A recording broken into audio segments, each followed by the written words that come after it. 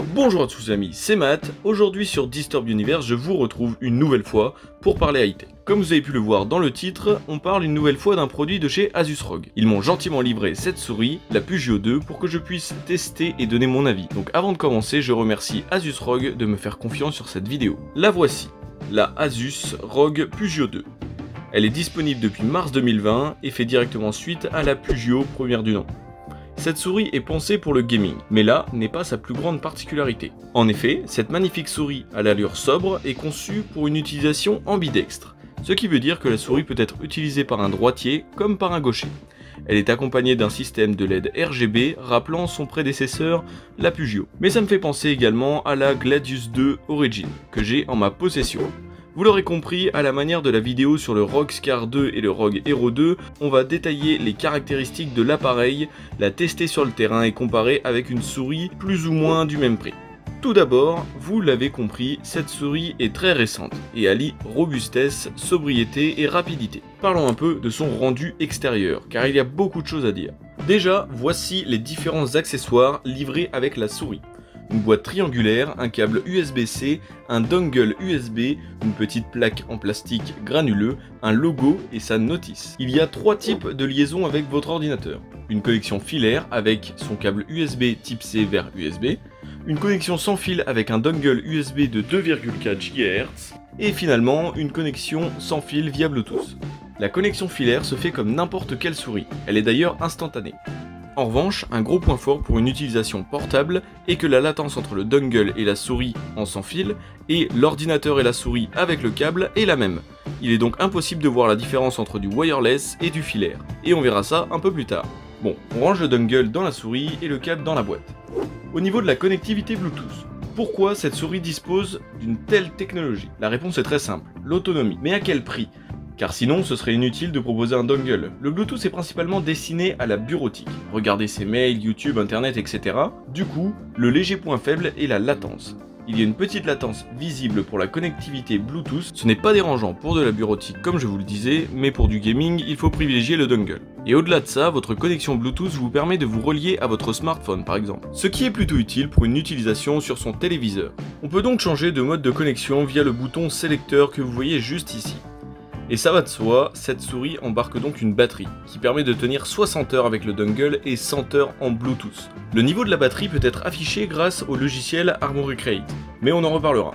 Aura Sync est le système de synchronisation des LED chez Asus. Il peut notamment gérer la Pugio 2, mais il se trouve que cette toute nouvelle souris embarque quelque chose d'un peu spécial. Regardez comme le logo de Disturb Universe ressort bien sur la souris. Mais attendez, pourquoi est-il sur une souris de chez Asus ?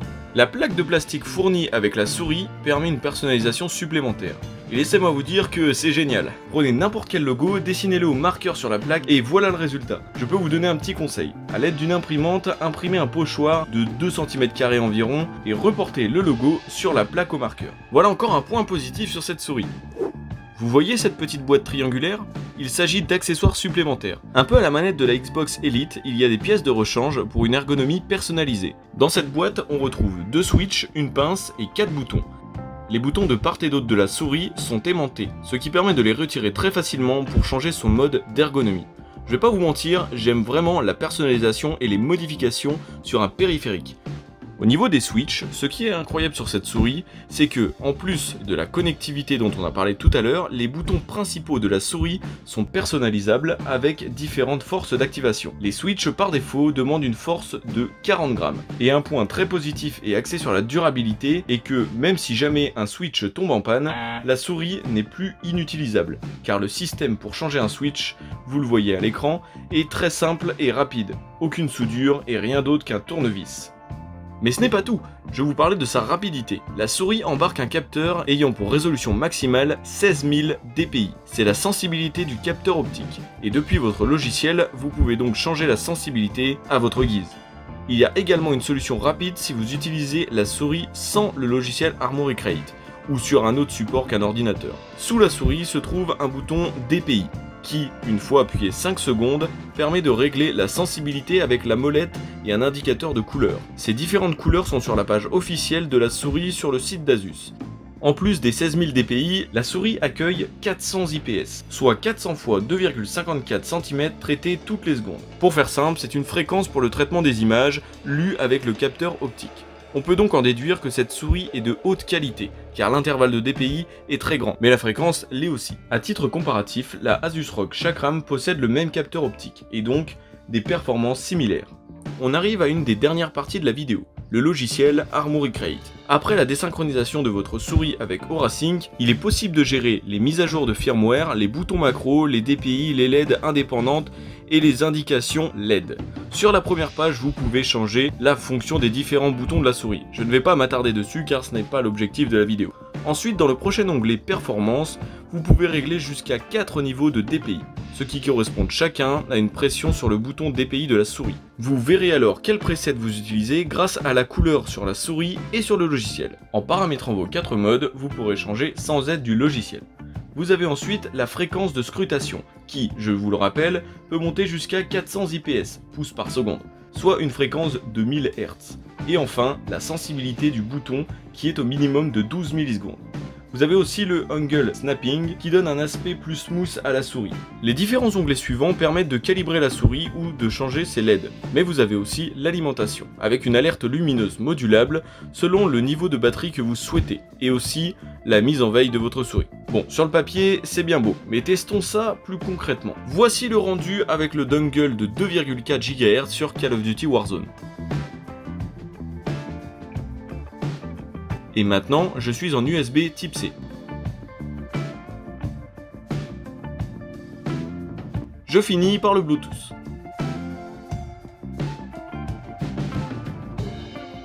Vous pouvez voir qu'entre les deux premières connexions, il n'y a aucune latence, alors que le Bluetooth montre une petite faiblesse. Et maintenant, je voudrais comparer de façon quasi instantanée avec ma chère Gladius 2 Origin. On se retrouve sur GTA V, dans une partie lambda, et je vais commencer avec la Gladius 2.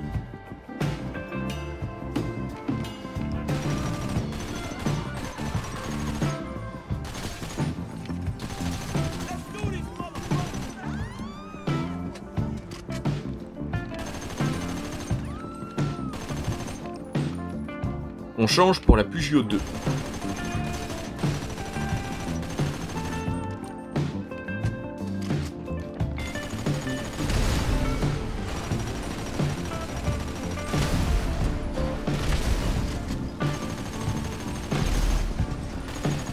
Et comme vous pouvez le constater, je joue de la même manière avec les deux souris, et ça, c'est appréciable. Pour conclure cette vidéo, je dirais que la souris a un potentiel incroyable, surtout au niveau de son rapport qualité-prix. Beaucoup de fonctionnalités, une personnalisation folle et une disposition ambidextre. Tout ça pour une centaine d'euros.